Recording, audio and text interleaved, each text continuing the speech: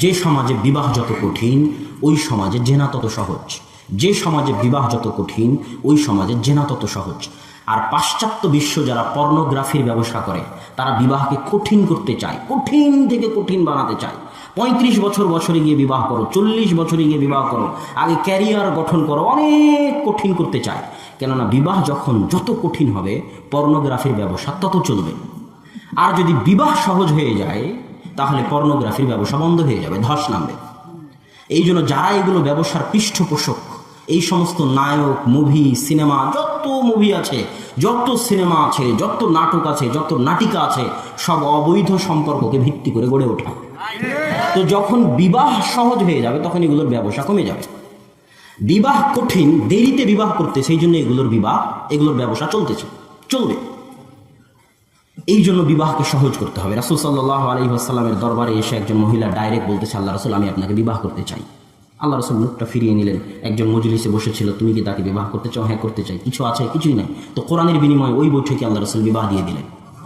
এত সহজ বিবাহ। আল্লাহ রাসূলের সাহাবী বিবাহ করেছে, আল্লাহ রাসূল জানেই না। তোমার গায়ে হলুদ কেন? তো আল্লাহ রাসূল বিবাহ করেছে। ও, রাসূল সাল্লাল্লাহু আলাইহি ওয়াসাল্লাম জানেনই না তার একজন সাহাবী বিবাহ করেছেন। বিবাহ ছিল এত সহজ। ইসলামে বিবাহ এত সহজ,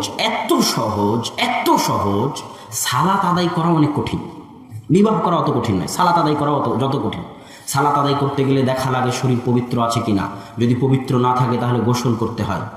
যদি ছোট অপবিত্রতা থাকে তাহলে উজু করতে হয়। সালাত আদায় করতে গেলে দেখা লাগে জামা পবিত্র আছে কিনা। পবিত্র না থাকলে পবিত্র জামা নিতে হয়। সালাত আদায় করতে গেলে দেখা লাগে জায়গা পবিত্র আছে কিনা। জায়গা পবিত্র না থাকলে পবিত্র জায়গা নিতে হয়। সালাত আদায় করতে গেলে দেখা লাগে কেবলা কোন দিকে, কেবলা ঠিক আছে কিনা।